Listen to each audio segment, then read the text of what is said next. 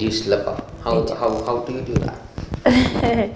So there are methods of inducing labor.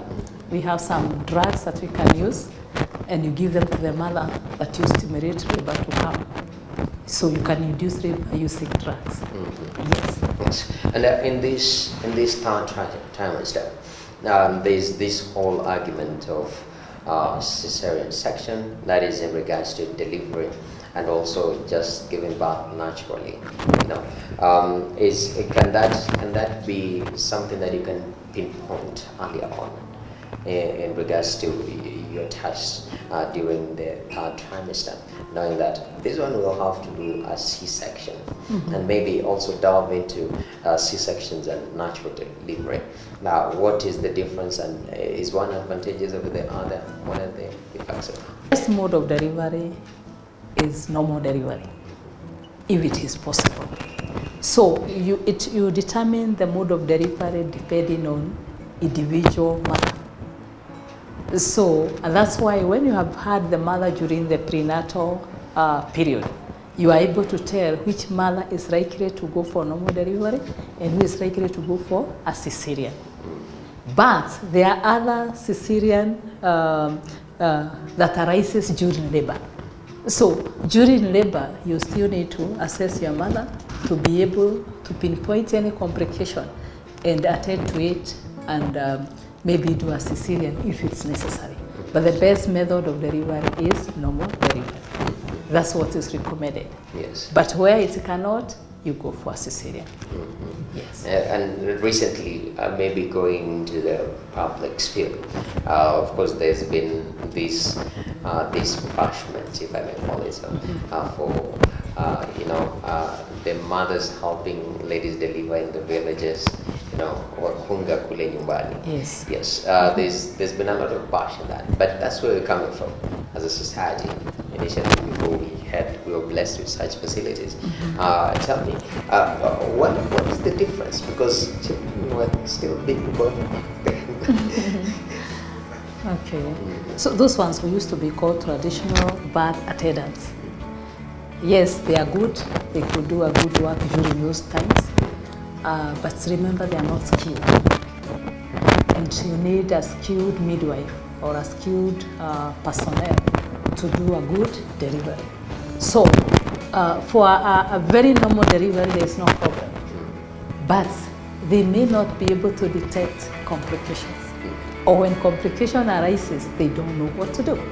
So it is better when you are in hands of a skilled medical, a skilled service provider, instead of being with somebody who is not well skilled.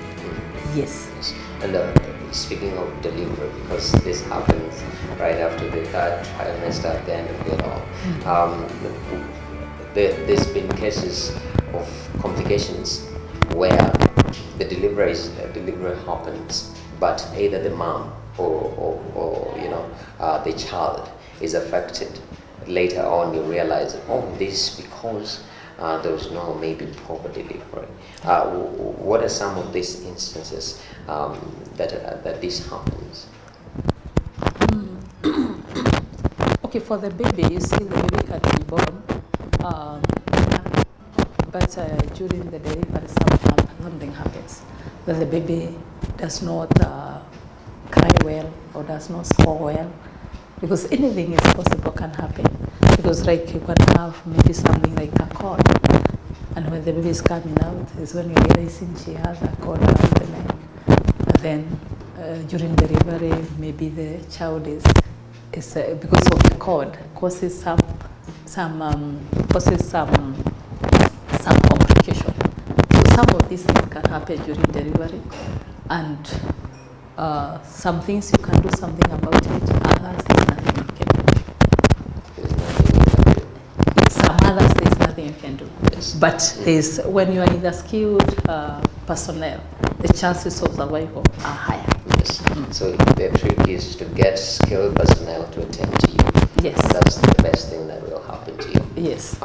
That trimester, of course, very key. You say more prenatal visits, to be attended for, just to make sure that the end process is properly done. Yes. Is there any changes that the mother should expect maybe as she finishes her third trimester and after she delivers? Are there some changes that are, they are normal, the norms that should happen, so that if in case anything doesn't happen right, you can be able to tell maybe I have a problem with this? That is after delivery.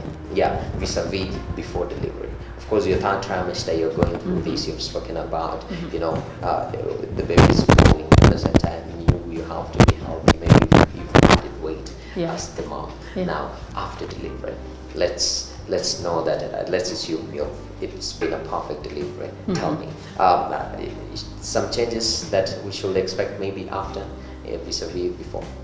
That is to the mother.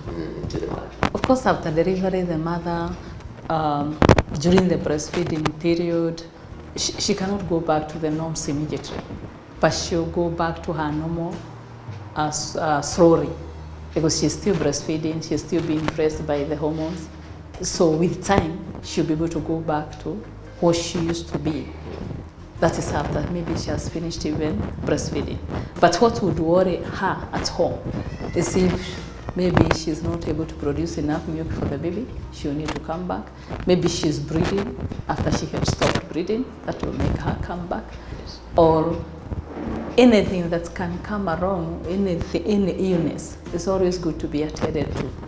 Anything that is unusual. Yes. You don't sit at home with an unusual problem and you are not reporting to the doctor what is happening to you. Yes. Very important. To focus on health. Now, we've spoken about the trimesters, right? Very important. The first 3 months, the middle 3 months, and the last 3 months. And we are honored to have one Grace right here with us. Now, you've gone through all the trimesters, you're in your third trimester. Just explain to us in brief your experience in the first trimester.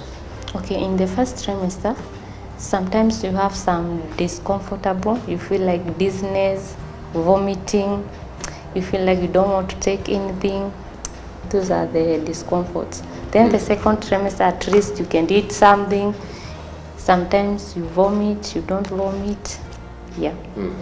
So that's the first and second. Yeah. How are the prenatal visits for you? Okay, you started when you are like 3 months. That's the first trimester. Then you start from some medications if you have any problem. If you don't have, they take the BPs. Then they monitor you. How is the growth of the baby? Yeah. And now you're on your third trimester. Now you are on that trimester now. They can tell you how is the movement is the baby. So in your third trimester, Yes. you get information about the baby. Growth of the baby. Yes. Yeah. Has he developed all the parts? Yes. Yes. Yeah. And also you can know about the sex. Yes, you can know the sex by 24th week. Yeah. By 24 weeks. Yeah. Oh, that's superb. And maybe just to clarify one thing about seeing some people and you don't want to see them. Is that true? Sometimes you feel like you don't want to see them, but you just have to copy the situation.